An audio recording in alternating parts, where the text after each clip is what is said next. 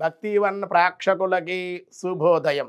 19/1/2025 స్వస్తి శ్రీ చాంద్రమానం క్రోధినామ సంవత్సరం ఉత్తరాయణం హేమంత ఋతువు పుష్యమాసం కృష్ణపక్ష పంచమి ఆదివారం. పంచమి ఉదయం 7 గంటల 3 నిమిషాల వరకు, అనంతర షష్ఠి నక్షత్రం ఉత్తరా నక్షత్రం సాయంత్రం 5 గంటల 23 నిమిషాల వరకు, వర్జం రాత్రి 2 గంటల 38 నిమిషాల నుంచి తెల్లవారుజాము 4 గంటల 24 నిమిషాల వరకు, దుర్ముహూర్తం సాయంత్రం 4 గంటల 15 నిమిషాలు 4 గంటల 59 నిమిషాల వరకు, సూర్యోదయం 6:39, సూర్యాస్తమయం 5:43, అమృత గడియలు ఉదయం 9 గంటల 31 నిమిషాల నుండి 11 గంటల 16 నిమిషాల వరకు, రాహుకాలం సాయంత్రం 4 గంటల 30 నిమిషాల నుండి 6 గంటల వరకు కూడా రాహుకాలం, శుభ సమయం ఉదయం 7 గంటల నుండి 8 గంటల వరకు ఉదయ శుభకాలం, సాయంకాలం 5 గంటల 15 నిమిషాల నుండి రాత్రి 7 గంటల 30 నిమిషాల వరకు శుభకాలం, అలాగే అతిగండం రాత్రి 2:07, తైతుల తైతుల కరణం ఉదయం 7:03, గరంజి రాత్రి 8:01. దినారంభ చక్రాల్లో ముందుగా ఈరోజు దినఫలాల్లో మేషరాశి, వివాహాది శుభకార్యాలు కలిసి వచ్చుట, ఇతరుల యొక్క సహాయ సహకారాలు తీసుకొనుట, వృషభ రాశి శారీరకంగా శ్రమ, ఆరోగ్యంలో కూడా మార్పులు, నేత్ర శిరోబాధలు ఉండే అవకాశం. మిథున రాశి అకాల భోజనాలు, శారీరక శ్రమ ఉండే అవకాశాలు, కానీ ధనవృద్ధి, ప్రయాణ సౌఖ్యం. కర్కాటక రాశి దైవబలంతో ధైర్యంతో ముందుకు వెళ్ళే అవకాశం, పనులు పూర్తవుతాయి, మానసిక ఆనందం. సింహరాశి ఇతరుల విషయాల్లో జోక్యం చేసుకోకుండా ఉంటే మంచిది, లేదా ఇబ్బందులు ఉండే అవకాశాలు, ధన విషయంలో పొదుపు ఎంతైనా అవసరము.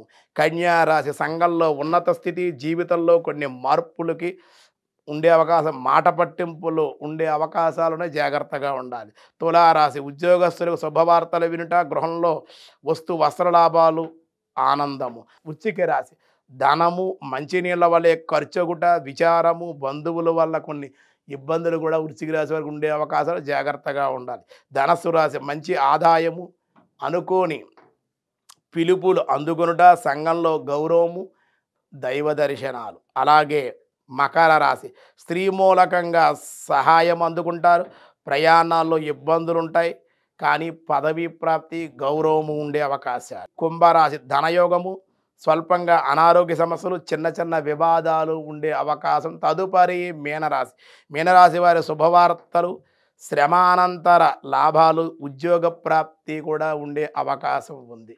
ఈరోజు విష్ణు సహస్రనామంలో వ్యాసాయ విష్ణు రూపాయ వ్యాసరూపాయ విష్ణవే నైకమాయాయ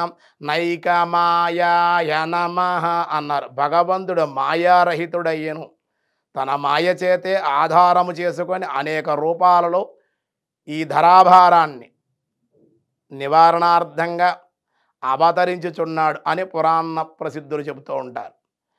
అది నిజం. అజ్ఞానులకు మానవులు యోగమాయతో కూడిన భగవంతుని గుర్తించలేరు. మాయారహితుడు అగుటకు సాధకుడు మాయాధిపతి యొక్క మాధవుణ్ణి ఆశ్రయించవలనని గుర్తుంచుకోవాలని. అందుకే నైకమాయాయ నమః.